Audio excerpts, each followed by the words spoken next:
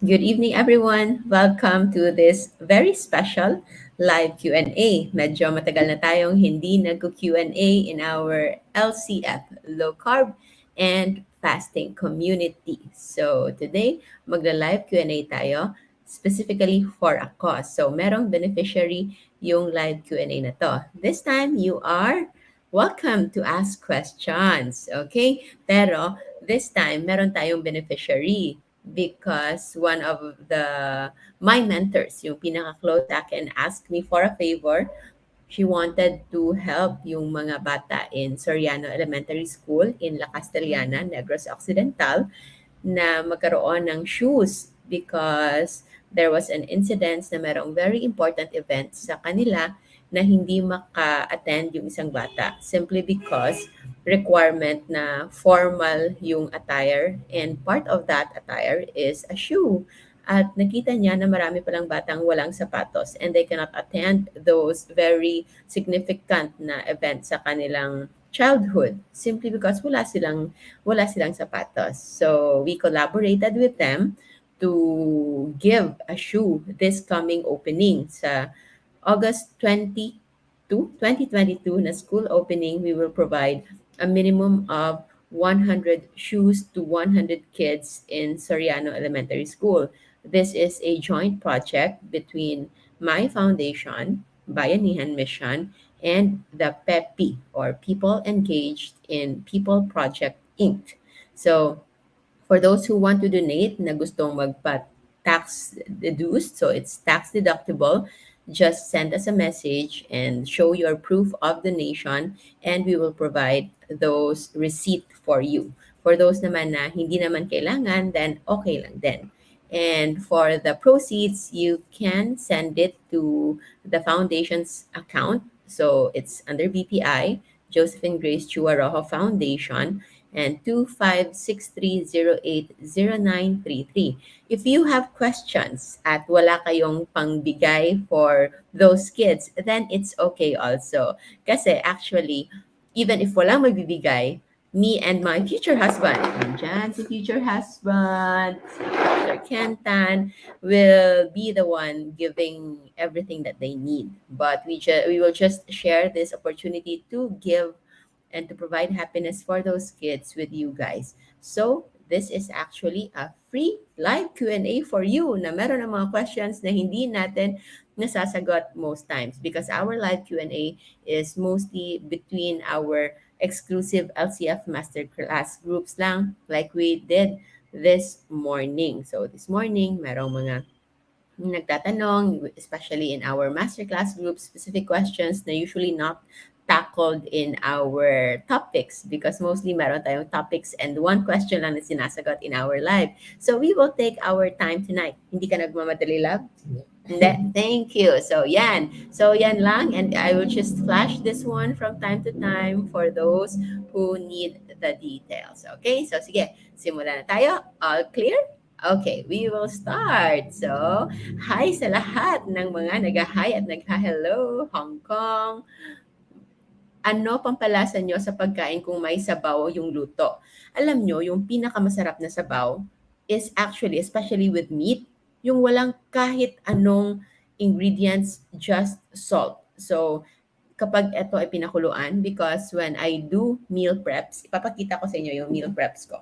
It's just the chicken or the pork or beef na pinakuluan lang. And yung nilalagay ko dyan, yung ginagawa ko kasi the moment na dumating yung meat, na-thaw pa siya, yung hindi pa siya galing sa refrigerator, yung galing talaga sa palengke, niluluto na yan. And then yung pag half cook, luto na actually. Yung enough lang na maluto lang sa loob, pero hindi fully cooked, hindi yung sobrang latang-lata na.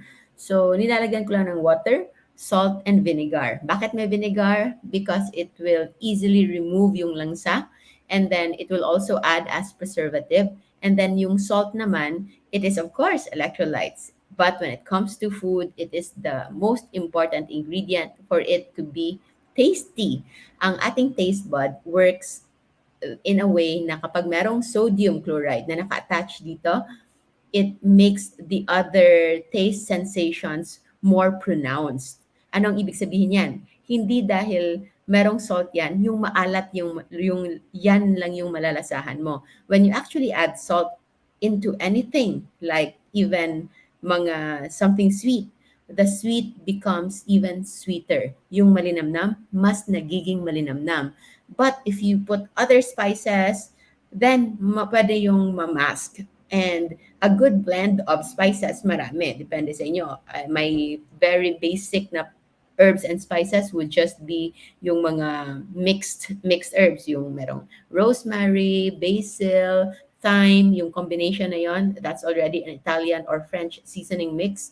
And then pepper, so very basic. And also, I think meron akong binili na recent ngayon lang, it would be the, yan. So, manghang because I also love spicy food. So, kapag pinakuluan nyo yan, isang kahit maliit na sisidlan lang, boil it and come to boil and then lagay dyan yung meat. Usually, nasa 3 to 5 minutes lang, pwede nang i-evacuate and then another batch, and then you will be left with a concentrated, very yummy meat broth. So, ipakita ko sa inyo yung meat broth na yan. Isang question ko lang, no? Dami-dami na siya. So, eto. This is the meat broth. Yan. So, nagsettle na. So, this is just salt and then vinegar na naluto na. And yung mga oil dyan would be the oil coming from either chicken or pork. And ito yung ang mga meat. So, this is a meat sample. So, this one. So, chicken. So, yan. Wala pa siyang masyadong timpla. Ay, thank you, love. And what I usually do, kapag meron ng ganyan, it's very flexible. Kung pwede kang magprito, nagmamadali, this food prep na paraan is para sa mga kulang ng time sa buhay. Thank you, love. Kung gusto mong pinirito, so diretso. You can just have a fresh na fried chicken in 3 minutes kasi nga luto na siya and nasa baba lang siya ng ref, hindi na kailangan ito.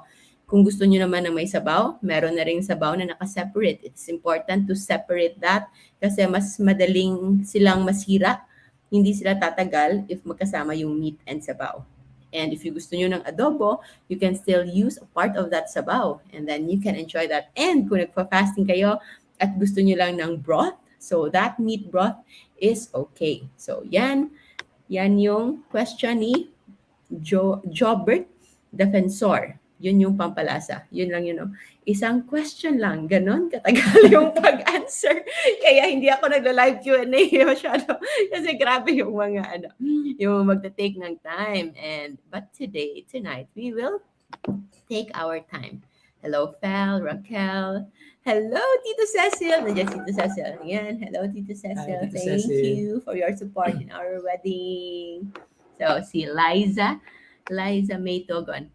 Tutulungan mo ko, Love. Ikaw ba ang magbabasa, Love? Sige. Yay! Sige. Si Love ang tagabasa ng ating questions. So, Yan. Liza. Shout out to Liza. And then, sige. Sige.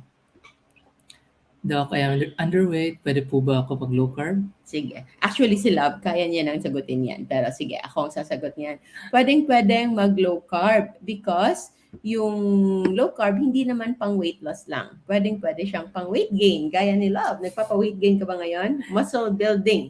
And ano yung essential? I think napag-usapan natin to kanina in our masterclass. Ano nga yung sagot on how to build muscles? Like what you're doing. Diba? Yes. Low carb, tapos more protein, fats, and then dapat yung calories hindi siya mababa.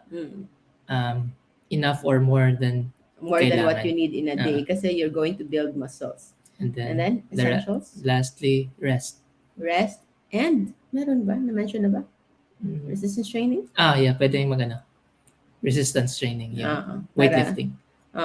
Yung sabi natin dyan, because when you do that, yung mangyayari, your body will have the motivation to create muscles. Kasi if you are not doing resistance training, you are eating a lot of muscle, a lot of proteins in the form of muscles ng animals. So, yung meat are actually muscles. For those na hindi masyadong alam niyan, I'm saying that kahit obvious siya, Kasi para sa akin before, hindi yan obvious.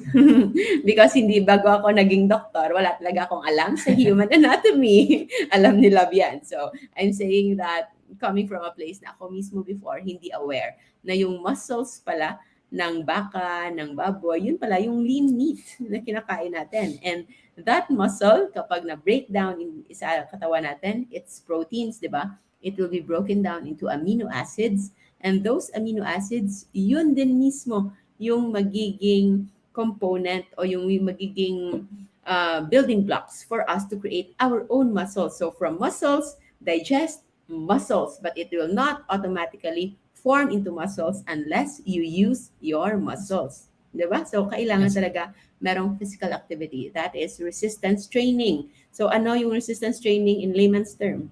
Yung Mm, pinakasimple na workout. maintindihan nila. Workout. And then, lifting. So, Weightlifting. magbuhat talaga. Okay? Kung wala daw silang budget sa gym, anong pwede nilang buhatin? Pwede naman body weight lang. Body weight lang. So, yun yun. Iniisip ko pa yung ginawa ni Bibi last time. Yung mga water bottles, yung mga water, mga 10-liter water. Oh, so, 10 liters is somewhat equivalent to 10 kilos of weight. So, pwede yan as basihan. But that is much simpler. Your own body weight is pwede mong gawing weights for you to build muscles. Marami lang yan sa YouTube. So, hindi natin kailangan magbigay ng sample. But yes, pwedeng-pwedeng mag-low carb ang underweight. You can even use low carb to build muscles, especially healthy, dense, and strong muscles with the right amount of rest, positivity, belief, and weightlifting, and of course, high, good quality proteins. Okay? So, what Mm, else? Sige, okay. hello-hello lang tayo sa kanila. Hello. Sino yan siya? Carmen from Japan. And then we also have New York. Okay. Yan, ganyan. And then hi po doc, advisable po ba mag-barley para sa diabetes and high cholesterol? So I think the barley that they are referring to are the barley na yung wheat, barley grass. Hindi yung barley kasi yung barley na totoo. Alam naman, oh. So, kasi yung barley is a grain, di ba? Pero yung supplement na barley ngayon are the ones na yung mga baby na grass, na yung mga green. Yung kita mo ba yun? I think maraming nagbebenta yan ngayon ng mga ganyan. So it is said to have a lot of vitamins and minerals and micronutrients. Okay? It is okay with low carb kasi parang halos puro fiber naman siya. And since it's also bitter, so marami siyang mga trace minerals. And as to say na okay siya sa diabetes and high cholesterol, meaning it will not lead you into to becoming more diabetic or having too much cholesterol. No, it will not. So it's okay. But as to benefits, maybe others are seeing a lot of benefit with this one, and since it's low carb, then it's also okay. But if you are going to consume barley, but you are still eating cakes and sodas and a lot of rice, then maybe that barley may not be of much help. So, if you want to take barley, if you have the budget for it, then by all means you do so and you share with us if it's effective. So, hindi siya required, but hindi rin siya necessary. Hindi siya prerequisite. So, it's going to be on you kung ano yung kinoconsider mong effective for you. Sa akin, ano bang effective sa akin na pinapaniwalaan kong supplement? Wala naman, no? Wala ka Real naman tinitake. food. Oo, wala naman ako tinitake. Real food. Mas gusto ko kasi kinukuha ko yung vitamins and minerals ko from real food that I enjoy. And kanya-kanya yan. If you enjoy taking barley, then I'm so happy for you. Okay? Okay. Evening. Good evening sa lahat. Happy Sunday. And then, Spider C, Valenzuela. Okay. So, 1 week into low carb diet po and I am getting non-stop migraines. Normal po ba ito? It's not normal if you are doing it right. If you are not doing, if you are, if it's not normal if you are doing it right. So probably you are doing something that is not the best or not ideal.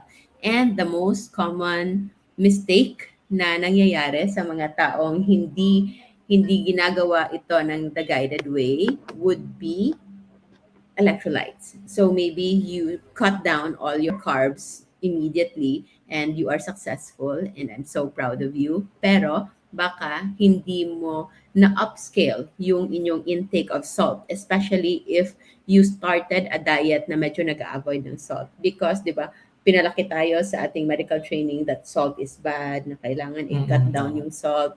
So if you've been afraid as well na hindi na kayo masyadong nag-salt before at bigla kayong nag-low carb. So you are actually low in sodium intake beforehand. And the moment you do low carb, magkakaroon yan ng pagbaba ng insulin level sa katawan. And the moment that your insulin level is low, then your body's capacity to hold on to salt is also low. So that's why sabi nila, the first week of weight loss in low carb is actually not real weight loss but just water loss. So yes, it is true because hindi naman lahat, but partly it is true because your tendency to retain water is also less. And water retention is a sign of inflammation. So the moment you remove your body from retaining too much water, then you are actually already okay or healing from that inflammation. It is just water loss, but it is also a loss that you should celebrate. Kasi you've been carrying those extra water weight unnecessarily. And since you already are successful with eliminating that, kailangan you make sure na you don't lose electrolytes. So, pinakasimple lang, do the salt fix. So, I usually have a salt with me or I just make sure na yung kinakain ko is somewhat salty. Yung prepare ko ng mga food, medyo salty. Salty. Yeah. Pero okay lang or Okay lang, too okay lang. salty? Hindi. Pero Sakto lang. Salty siya as compared to the usual na pangluto ng iba, no? Especially yung ano, yung Adobo? yung patty. Yung patty na sobrahan ko talaga Nasobrahan yung talaga ano, yun, kaya nasobrahan talaga yun, oo. So that's why kapag kinain mo yung patty, dapat i-pair mo doon sa aside from less, aside from that, okay naman yun. yun talaga na Yun, sobrahan. nasobrahan na yun. Kasi per kilo of meat, 1 tablespoon lang sana ng salt. So yung nabili natin, di ba, it's combination na of beef and pork. So nalagyan ko siya ng 2 tablespoon na salt Kaya dahil pala. akala ko 2 kilos siya. Pero 1.7 lang pala. Okay. So, merong mga reason. So, pero mahal ako ni Love at hindi niya kinain pa rin niya kahit maalat. So, ganon. So, yon. But salt, pero hindi sumakit yung ulo mo. Hindi na. Hindi na, kasi sasakit yung ulo mo kung kulang ka ng salt. And if ever nakakonsume ka ng more salt than you need, like the beef patty na kinain mo, our body is actually capable of eliminating those extra salt sa ating katawan, especially if you still don't have problems with your kidneys. So, for those naman na meron ng kidney problem, then it's another long topic. We've discussed that thoroughly in our LCF masterclass for CKD, chronic kidney disease. But generally, for the average na healthy adults, hindi kailangan matakot sa salt. So, Spider C, kung meron ngayon, since sabi mo, non-stop yung migraine, I suggest kumuha ka ng isang pinch of salt dyan, 1 or 2 pinch of salt, take water, and then observe it for 5 minutes. Parang magic. Pwedeng mawala agad. Okay. So next, pwede mag-electrolytes daily, Doc? Yes, pwede. At kailangan talaga yan. But it will be a matter of where you are going to take that electrolyte. So, I don't take electrolyte drink every day. In fact, I don't drink at all unless I'm fasting extended time. So 2 days, 3 days, 4 days of fasting. That's the only time that I prepare electrolyte drink. Because on a normal day, na kumakain naman ako kahit umad lang, I make sure that it's something a little salty. So major electrolytes that we need would be sodium chloride. So sa mga nagsabing para sa mayaman lang yung low carb and fasting, actually no. Asin is very, very essential, very, very important, and also very, very cheap. You can even have it for free. Punta ka lang ng dagat, higa-higa ka lang doon, parang yung inom-inom ka ng konti. No, something on. So, pwedeng libre yung salt. So, but if you are referring to electrolyte drink, then kung gusto mo na dun manggagaling yung salt mo, and other electrolytes like potassium and magnesium, then pwede din. But generally, I don't even take potassium and magnesium na supplement because I love to get them from natural sources like magnesium, like from nuts and seeds. Hindi naman ako makain ng nuts every day, but in a week nakakain ako 2 to 3 times a week. So enough na yon to sustain my magnesium needs. And for potassium naman, not so much then, especially if you are ensuring na tama yung inyong salt intake because sodium will actually lock in. Para siya yung magiging seal to make sure that your potassium inside your cells will remain normal. Hindi sila lalabas. So that is why I don't drink electrolyte water and I only get headache kapag hindi ako nakakainom ng water and enough salt. And that only happens when I cannot do so because nasa operating room ako 6 to 7 hours straight of surgery na sterile at hindi naman pwedeng habang naka-opera kami, mag-aasa ko na pwede mo ba akong painumin. Pero alam mo ba, before naging ano pa, chika lang, no? Before pa naging, naging parang standard talaga yung sterility in the operating room, merong mga panahon before daw, hindi ko na rin naabutan yan, na while doing surgery, yung mga surgeons na nagugutom o parang nahihilo, meron ng ready na mga pagkain within the operating room habang nag-oopera. And pre-COVID pa to ha, and then, sinusubo ng nurse yung pagkain sa loob ng mask. And then, yun din, merong mga straw. Meron daw noon. Kwento na lang nila yon kasi nung nag-ISO na, ISO certified na yung hospital namin, wala nang ganun, of course. But before daw, ganun talaga kagrabe yung difference when it comes to the standard of practice na may mga coke sa loob ng operating room at merong mga straw. At kapag parang nahihilo na yung surgeon, so ganun muna, inom ka muna doc. So ganyan. So hindi na yan pwede ngayon. So that's why may mga instances, no, lately, di ba, nasabi ko sa iyo, sumasakit yung ulo ko.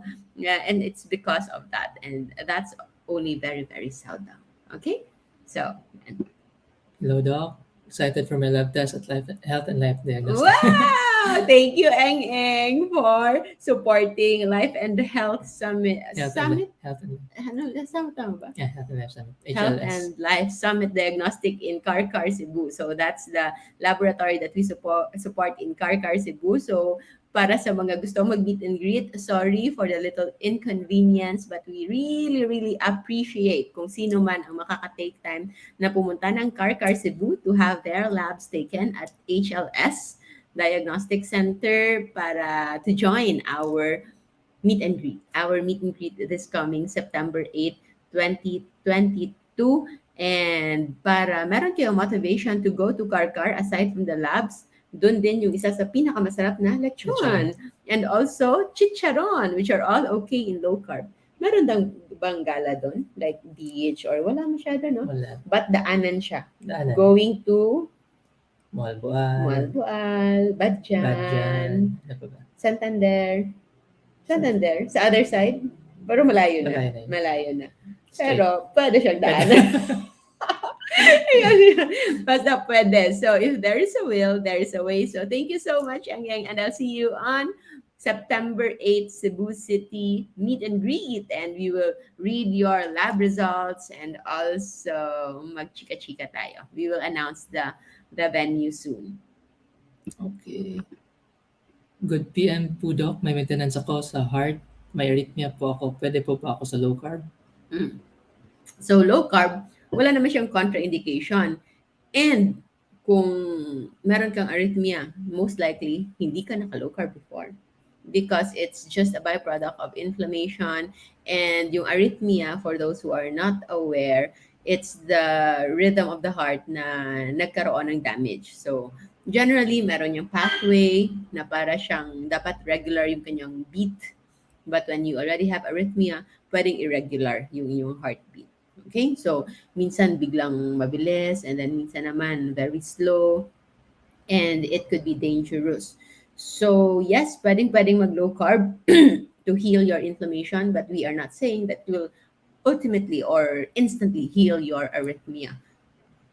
Huwag basta-basta itigil yung mga maintenance medications. It has to be guided. So you have to work with your physician. We also have low carb physicians available for consultation if gusto nyo na mas guided yung pagsisimula ninyo. We have Doc Fee Atencio, Doc Mike Atencio, although Doc Fee ngayon is still on leave, recovering, and still on treatment. We have Doc Suzette Encarnado, our diabetologist in Oman, but nag-accept siya ng online consultations. We also have Dr. Andy Magubat, my good friend, who is accepting Dr. Lesal Ganansyal, also my good friend, anesthesiologist practicing low-carb nutrition, and Dr. Brian Castillo, pediatrician, triathlete practicing low-carb for patients now. And for those who need coaching, meron namin tayong mga coaches dyan. And for those na who wants to join our masterclass para mas alam nila, we have a low carb and fasting masterclass by yours truly na meron dyan. One of the topics would be on hypertension and cardiovascular health. So on heart health. So again, reminder, this is a special LCF Live Q&A for a cause, ask question, give a shoe project for the benefit of 100 kids in Soriano Elementary School, La Castellana, Negros Occidental. This school opening on August 2022. This is a project by yours truly, Bayanihan Mission, and People Engage in People Project. For those who want to donate, this is just optional, hindi ito required, but this is the bank account where you can transfer. If you have GCash or PayMaya, there is a GCash to bank option or PayMaya to bank option. So these are the details that you can use. So yan. Thank you for that question. So sana tayo. Ito. Ask ko lang, nag-low carb po ako for 2 months. Bakit po naka-experience ako na mainit sa dibdib? May Ano mga mainit? questions talaga na ganyan na hindi Mainit natin sa maintindihan kung ano yung mainit sa dibdib. So, we need to know more about this, no? Kung ano yung mainit sa dibdib. Mainit sa dibdib.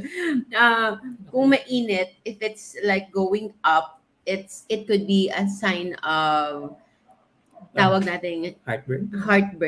heartburn. So by the name, chest, and then burning sensation. So mainit. It could be the closest thing, no? Like medically, heartburn. Heartburn is GERD. So gastroesophageal reflux disease. So meron yang acid na umaakyat. If you have been doing that, try to see kung ano yung low carb foods mo because it might be low carb but it could be inflammatory low carb. Low carb siya pero nasa caution list. Maybe you are eating a lot of low carb goodies, yung mga nasa caution list natin, or you are not eating at the right time. No fasting at all. If you are doing low carb pero 12 midnight na, kumakain ka pa din kahit pa chicharon nga pero 12 midnight at 12:30 tulog ka na. So, pwedeng-pwede yan. When it comes to GERD and heartburn, one of the most important elements that you should incorporate is fasting. Yung iba natatakot kapag meron kang GERD or hyperacidity, takot na takot silang magpalipas ng gutom. But what they don't know is that yung pinaka-primary trigger of acid secretion is actually food. So the moment you stop eating food, your body will just stop secreting acid. So one of the important elements of improving heartburn and GERD would be timing of your last meal and your last water intake. So, para sa merong mga GERD and heartburn, itry nyo na yung last meal and yung last solid food intake ninyo would be 4 to 6 hours before your bedtime. And yung last water intake nyo naman ninyo is about 1 to 2 hours before your bedtime. So, kung matutulog kayo ng 10 o'clock, make sure tapos na kayong mag-dinner ng 6 p.m. and yung last water intake niyo around 8 o'clock or 9 o'clock, hindi na rin kayo kailangan uminom ng tubig ng sobrang dami before bedtime. And you will see the morning you wake up, you feel that your stomach is empty, na hindi yung starving na parang gutom na gutom, but you will feel very, very light and very, very comfortable na hindi kayo magdidigay at wala kayong anything na maasim na mafe-feel sa inyong throat. Have you ever had that? Yung parang, yun, yung may mga acid reflux? Never. Hindi ko pa na-try. Never. Pero hindi ka rin very late kumain, di ba? Kung late Hindi. kang kumain, late ka rin natulog. Merong Hmm, gap but or usually. usually Kasi mga 7, 8, hindi na ako kumakain. Yung last meal ko na yun. last meal na. Tutulog ako mga 11, 12. So, So meron talagang about 4 hours mostly. na gap from last meal and bedtime. So yan, sige. Um, Good evening po, Doktora. I am diagnosed with RHD and my doctor told me na magpa-operahan daw ako. Meron pong pa bang pag-asa na hindi ako ma-operahan po? Thanks po.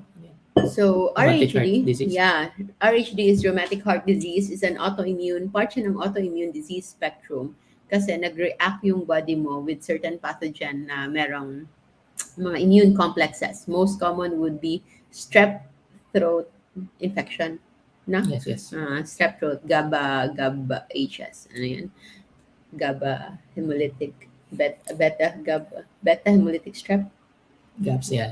IGABs, yung ganon. So, nagre-react, nagko-cross-link. So, pwedeng kung, yung iba nga, kung hindi kayo nagka-sore throat, yung iba would be skin infection, na same bacterial infection, especially in kids. Pwedeng atakihin either the heart or the kidneys. So, meron ding nakalimutan ko na kung ano yung sa mga bata, yung hemolytic syndrome or something. Basta merong isang syndrome din sa kidney na inaatake din because of this. So RHD, rheumatic heart disease, is already a damage within the heart. Mostly yung ina-attack nila would be the heart, the The valves. valves. Okay? So when there's already structural involvement. So that's already what we call as organ disease na involvement. So it might be necessary to do a surgery. My brother, Bapi, yung aming brother with Down syndrome, he already underwent open heart surgery. Naalala mo yun? Mm-hmm. Na? Dami, di ba, sobrang, yun, tagal din yun eh. And then, I'm very, very thankful sa lahat ng tumulong that time. We needed 10 units of blood minimum para sa surgery alone and yung blood type niya is AB. And then marami din nun nag-donate ng blood kasi per blood donation that time, nagkakaroon sila ng deduction na 2,000 peso na deduction sa bill. Oh, may ganun. So, sobra. I think marami sa batch natin noon na nag-donate ng blood to help with Bapi's surgery. So, it is successful. So, for me, if your doctor already suggested na magpa-opera, then maybe kailangan na talaga yung operahan. But while you are contemplating and while you are still not decided, so it's best to start living the healthiest way possible. Huwag nang insultuhin pa ang ating katawan by eating inflammatory foods because the moment you are inducing inflammation sa katawan mo, then you are adding more burden to your heart. Then the damage might be even greater. So, ayaw natin magkaroon ng clinical na worsening sa iyong condition. So, and hopefully, as you do low carb, malay mo, baka mag-improve yung inyong condition.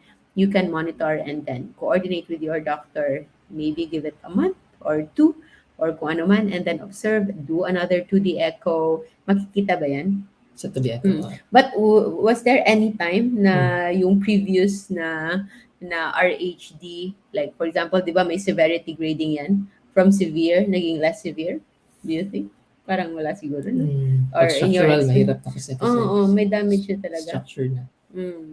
So, yung nangyayari kasi dyan, yung mga parang paper-thin na valves sa ating heart, na-damage na, para siyang kinain. Parang moth-eaten, meron yun. Or yung ba, very flaccid na. So, yung kang Bapi before, yung sa brother ko, meron siyang congenital heart problem na to begin with, AVSD. Meron siyang AVSD to begin with. And then, meron pang superimposed na RHD.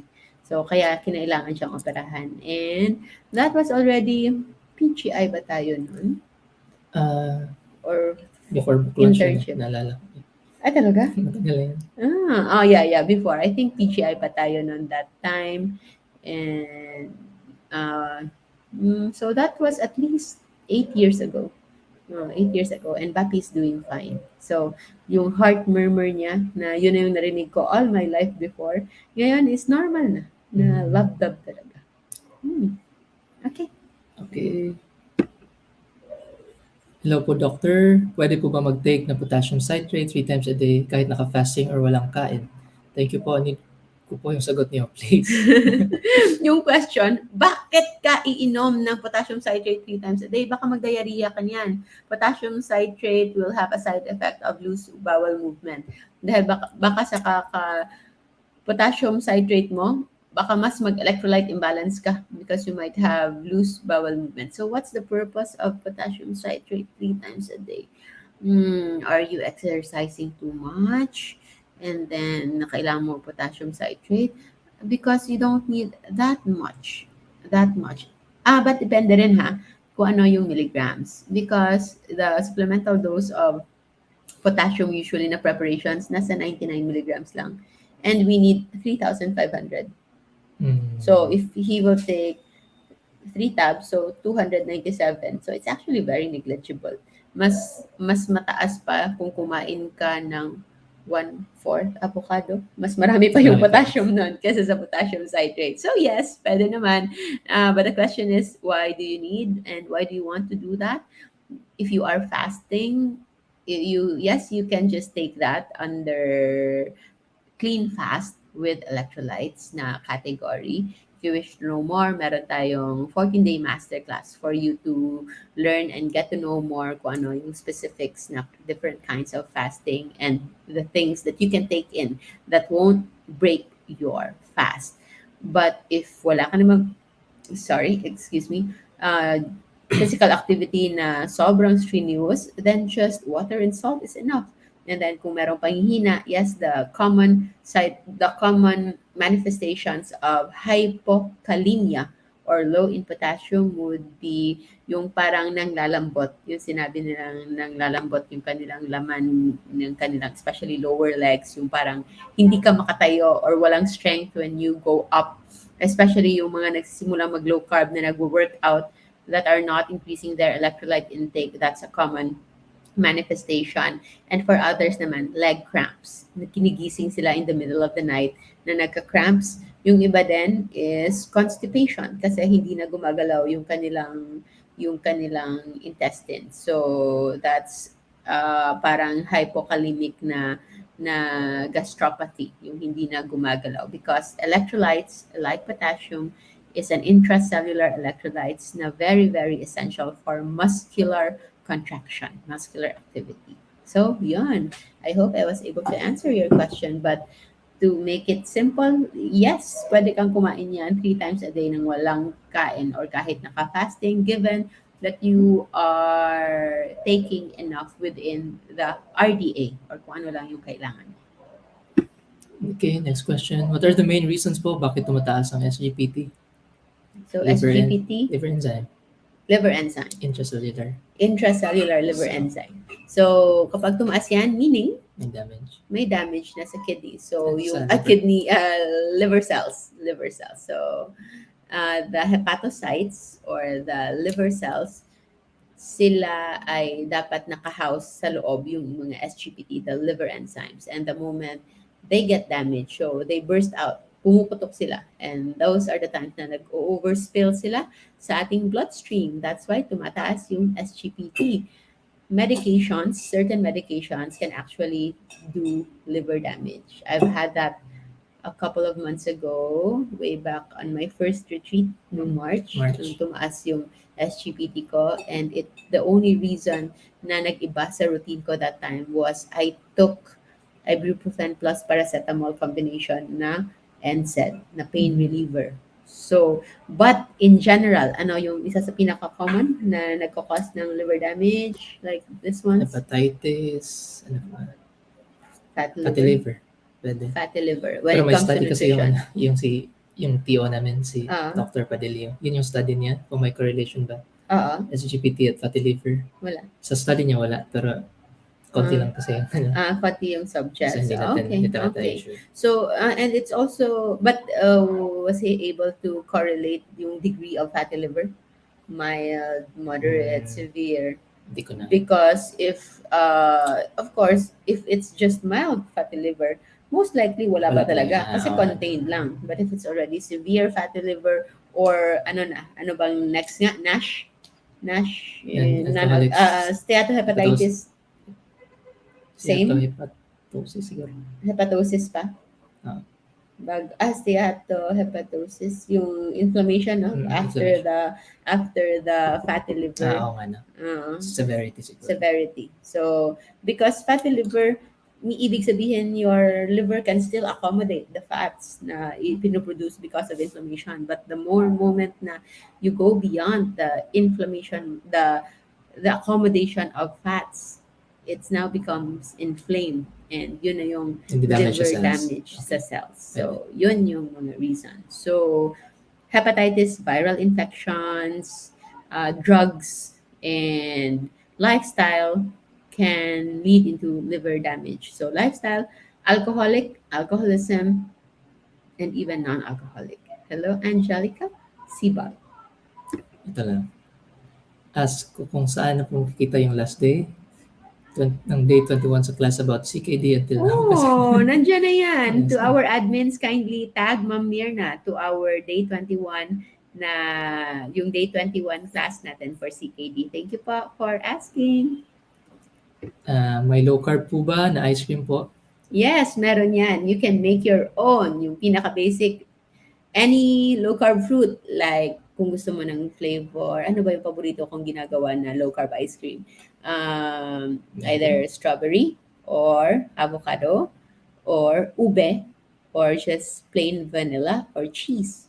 So either none, gagamitin mo, and then you blend it with heavy cream, any heavy cream, and then lagyan lang stevia stevia or erythritol na sweetener for special occasions. Chocolate also, cocoa. And kung gusto mo mas masarap, lagyan ng cream cheese. And then i-freeze mo lang. So it's no cooked ice cream. Sobrang sarap. But if you want to have that distinct na ice cream na taste, you cook it slow cook, nalagyan mo ng egg yolk. Sobrang sarap. So, because real ice cream, the traditional ice cream, merong eggs yan. So, yun yung magbibigay ng egg taste. So, that could be your low-carb ice cream. Okay. Good evening, Doc. How to avoid or remove keto breath po? So, you just continue what you do. Eventually, magiging fat adapted ka at mawawala yan. So, keto breath will just be temporary. Usually, it happens when you are adjusting. Nagsimula ka pa lang when it comes to your low carb and fasting journey. And if you overdo your fasting or your keto diet more than your body's capacity to use ketones. So, this is what happens. If you are on high carb before, yung katawan mo, if we give units, no? Like yung 100% of your body is so used to using glucose. Sanay siya na glucose yung ginagamit niyang energy. And then suddenly, bigla ka nag-decide kasi nakapanood ka ng video na merong isang doktor na hindi na nagsasaing for 3 years at nadala ka at sinubukan mo, nag-low carb ka agad, tinanggal mo na yung rice at lahat ng sugar, and then nakita mo rin yung isa sa mga coaches natin, nag-exercise ka din, and then meron ka rin, na-inspire ka rin sa fasting na hindi rin kumakain, nag-fasting ka ng 20 hours daily. So your body, immediately, in 18 hours ng day 1 na pagsisimula mo, is already producing ketones. So, your body is producing a lot of ketones, pero your body is still not accepting ketones. Gumawa siya ng ketones, pero hindi pa siya sanay gumamit nito. Because if you are 35 years old, so that's 35 years of your body, mostly yung machinery na ginagamit niya is for glucose lang. It will take some time for your body to be fat adapted, na masanay siya na yung gagamitin lang niya na energy would be coming from fats, coming from ketones. So, magkakaroon yan ng ketone wasting. So, lalabas lang, gumagawa ng ketones yung sarili mo, pero hindi rin siya tinatanggap ng mga cells sa katawan mo kasi hindi pa siya sanay, hindi mo siya pwedeng biglain. So, it's being released in your body in many ways. Pwede sa ihi. So, yon, meron ding keto na odor, yung urine mo. Keto breath sa hininga. Ketone odor sa body odor, even in your sweat. At yung iba nga, nagkakaroon pa ng mga keto rash, nangangate. Because ketones can also increase your hypersensitivity to histamine. So, para kang nagkakaroon ng allergic breakout. So, kung merong mga ganon, try to cut down muna yung inyong physical activity para wag muna magmadali. And then, hindi nyo kailangan mag-keto diet agad-agad if you are already experiencing that.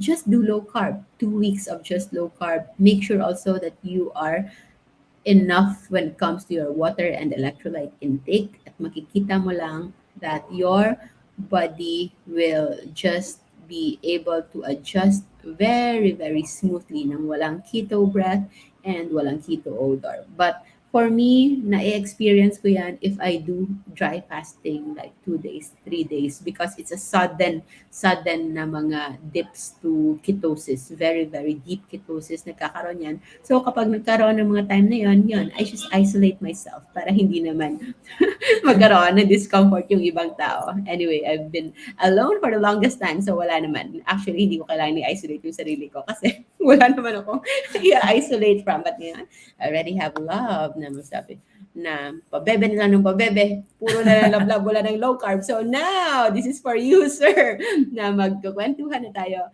low carb and fasting nutrition while at the same time maglalablab pa din. Hindi kailangan, no? Hindi kailangan i-separate lahat ng bagay. And as a reminder, this is a special live Q&A for a cause.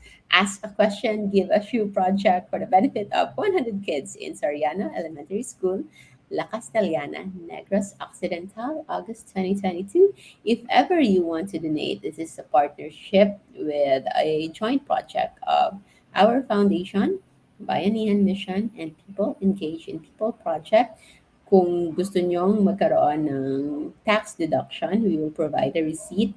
Just send a message and then show your proof of fund transfer and we will send you the official receipt kung gusto nyo lang. And if you want to recognize, please, mas gusto namin malaman kung sino yung mga pasasalamatan, send a screenshot sa ating or photo of your transfer sa ating admins para ma-account natin lahat. Okay, so this is the bank account of the foundation. Maraming salamat po. Okay, you still have few more minutes.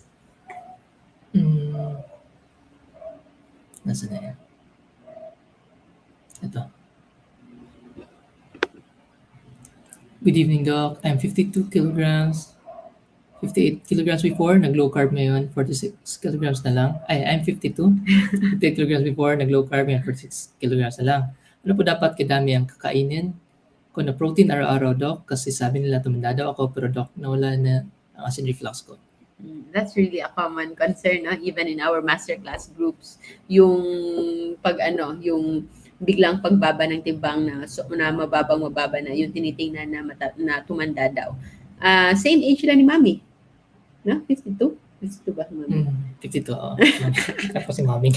Mami is 67. So, Mami Gina is 52. And I think isa din yun sasabi niya before na merong mga nagsasabi sa kanya na parang she aged right after. Pero it will pick up after the sudden weight loss. Eventually, your skin will just tighten. Meron lang talagang panahon na pagkatapos mag-low carb, very successful na bumagsak yung timbang. Para sa mga gustong mag-weight loss, di ba? Parang gusto ko yung problema na yan. But actually, losing weight is very easy and it's actually a little more challenging to gain weight. So, wag kayong magmadali. And then for this one, same thing that you can do. Increase your proteins. There is a calculator for our admins. Kindly, or you can search, ma'am, Optimizing Nutrition na website. This is made by our friend who is also a low carber, an engineer from Australia, Marty Kendall. And meron diyang calculator kung gaano karami yung protein na kakainin mo, na re-require mong kainin in a day depending on your goals. And if ever naman, you're also welcome to join our masterclass na kung saan ina-itemize din natin yung food allocation, yung macronutrient allocation, kung gaano karami yung carbs, fats, and proteins na kakainin according to your health goal, anong healing yung gusto mo, ano yung health issue mo, and at the same time kung ano yung weight goal mo. So you can be healed from, yes, acid reflux, from GERD, while at the same time preserving your weight maintenance, or losing weight if gusto mo weight loss, or increasing your weight the healthy way, muscle lean body mass na gain. So as mentioned a while ago, hindi nyo, merong computation dyan, but generally hindi mo kailangan i-compute because it's so hard to overeat proteins. Di ba nga, ang hirap Kaya nga, i-reach hirap yung i-reach yung ano niya. protein required. So, as for me, ha, actually, you can just eat as much as you want proteins as long as wala namang contraindication na alam na specific clinical indication talaga to limit proteins.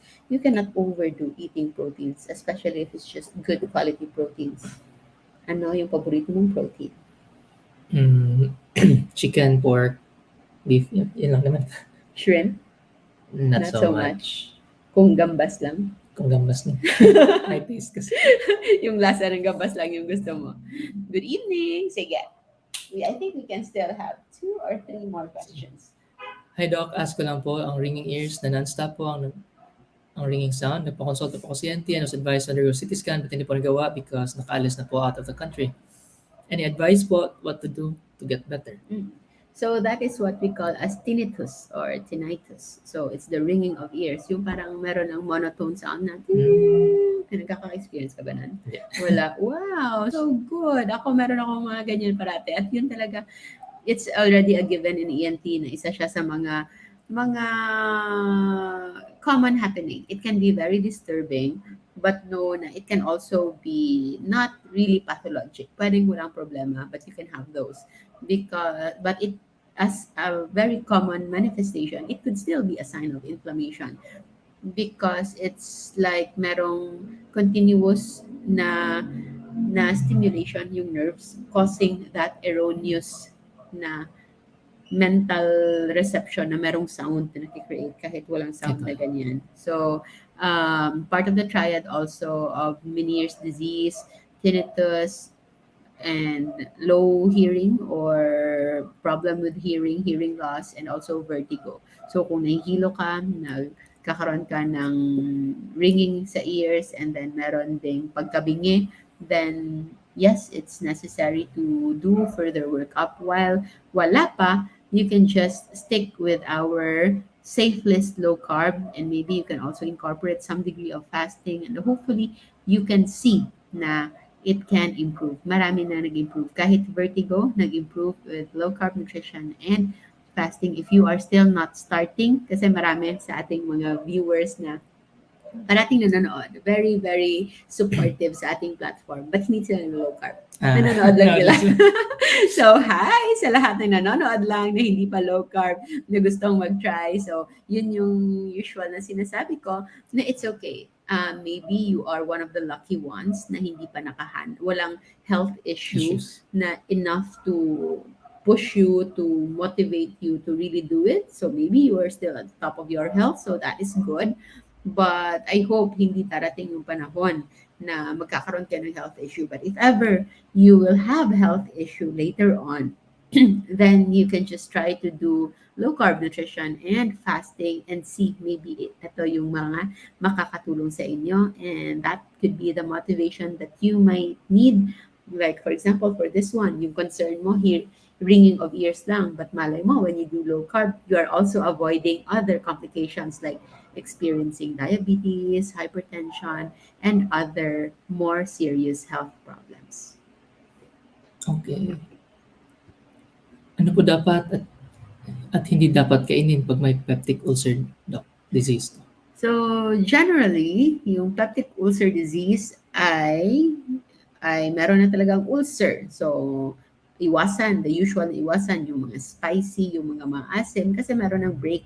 Pero sa totoo lang, if you've been treated already, peptic ulcer disease or the ulcer formation might not be there anymore. Hindi siya ganun. Because our stomach, yung ating lining ng ating tiyan, it heals without scarring. Pwede siyang mag-heal na parang completely. It's 100% okay, better, tulad nung pinanganak ka. So, pwede na wala ng ulcer dyan. And when it comes to food, Still, it's the inflammatory foods that you should avoid, the ones in our danger list and in our caution list. So try to search for hashtag JGC Rojo Food List. Meron yung danger, caution, and safe list. Foods to avoid, caution, and danger list, and eat the one in the safe list muna. And you can do so even just 24 hours. Magugulat ka instantly. Wala na yung inyong sakit sa tiyan. Yung manifestations of yung sinisikmura, hyperacidity, it will be gone. Mm. Hello, Doc. Grace, and to your one true love, Doc Ken.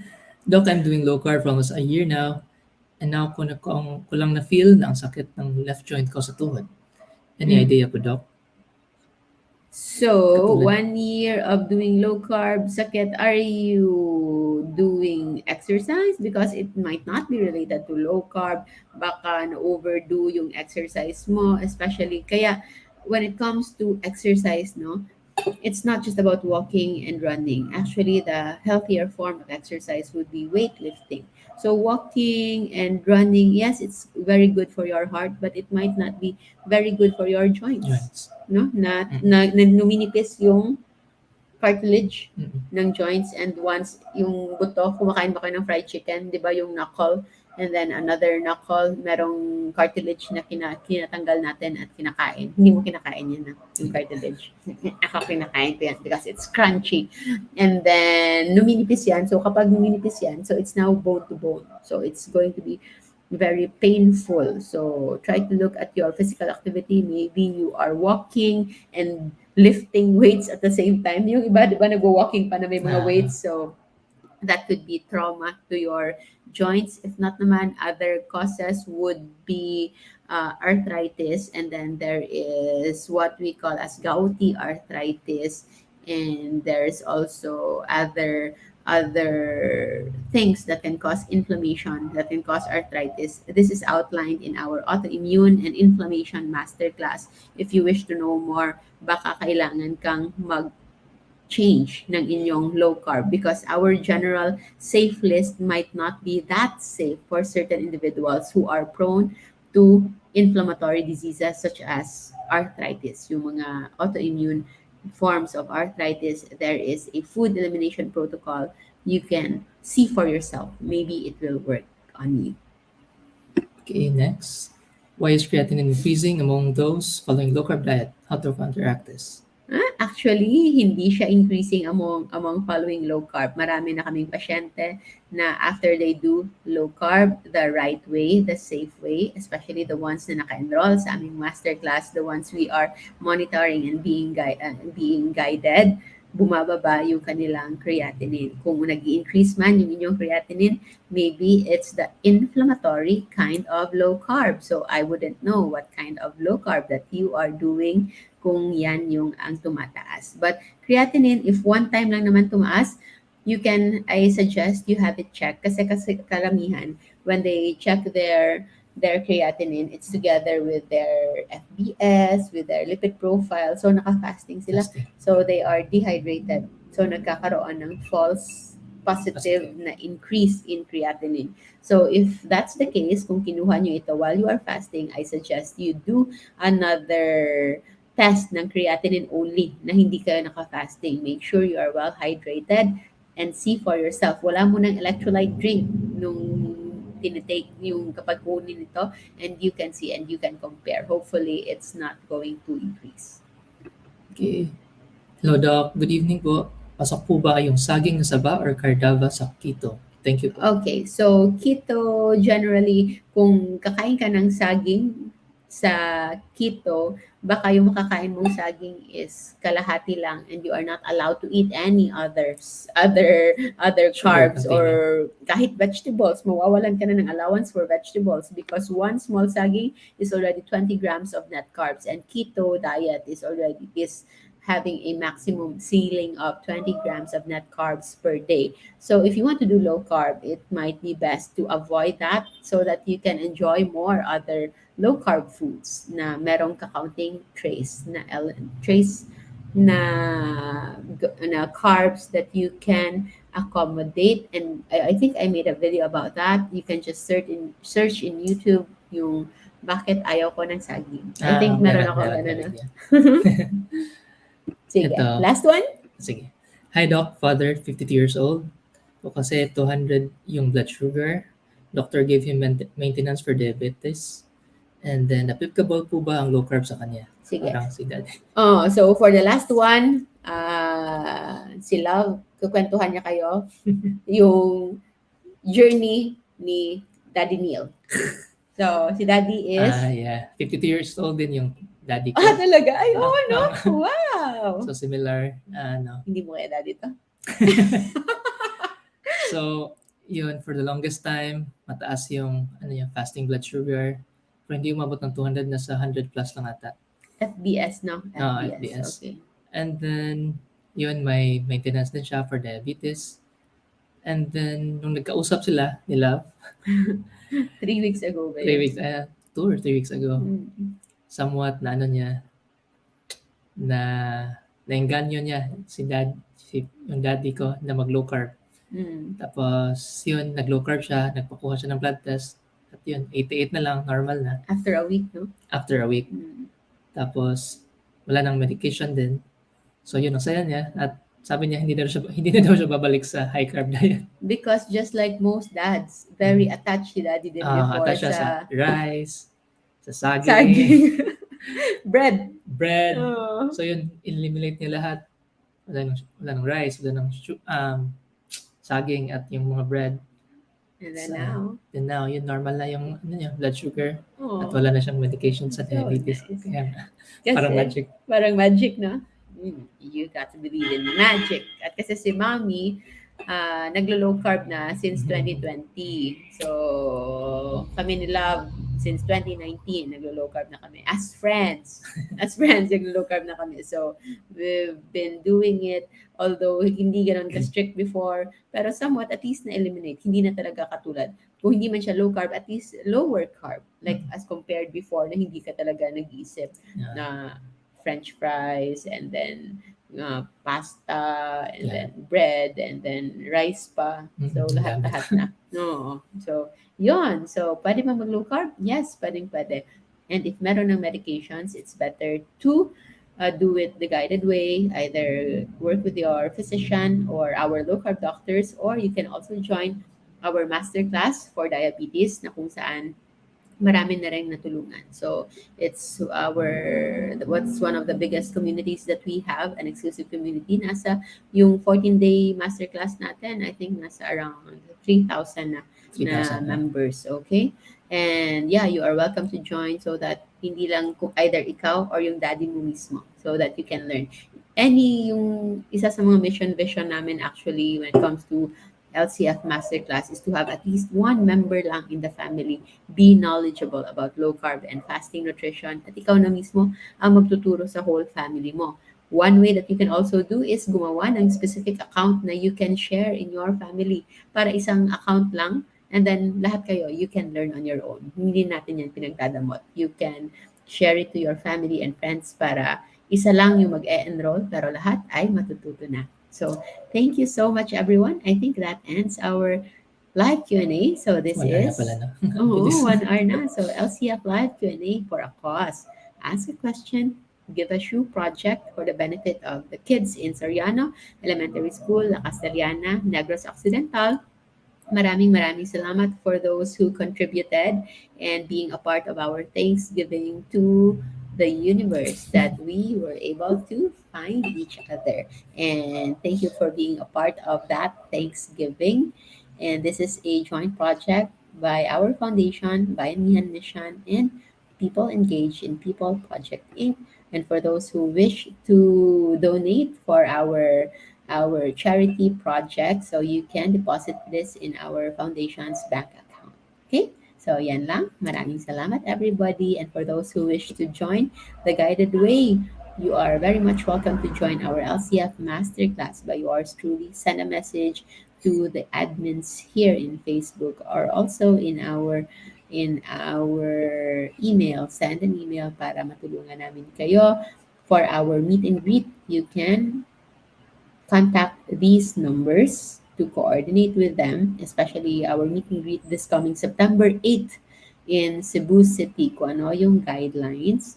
And lastly, for those who wish to join our growing community, more than 400,000 na in Life Without Rice for low carb Pinoy food inspirations and also for support and questions, low carb feasting and fasting community.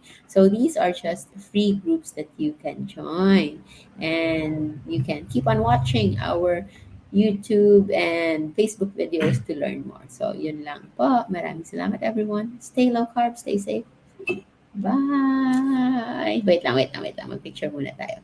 Picture muna kami. So, love, ganyan ka. Smile. Ay, bakit kaya? Sorry, love. One, two, three.